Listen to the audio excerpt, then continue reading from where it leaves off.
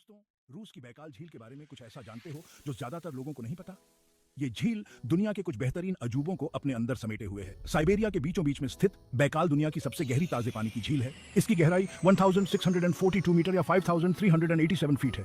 बस इतना ही नहीं, सुनो तो सही, ये प्राकृतिक चमत्कार पृथ्वी के लगभग 20% बिना जमे ताजे पानी को अपने भीतर रखता है। जरा सोचो, एक झील जो हमारे ग्रह के इतने महत्वपूर्ण संसाधन को संभाले हुए है, इसके बिल्कुल साफ पानी और अनोखी बायो विविधता इसे प्रकृति का सच्चा रत्न बनाती है।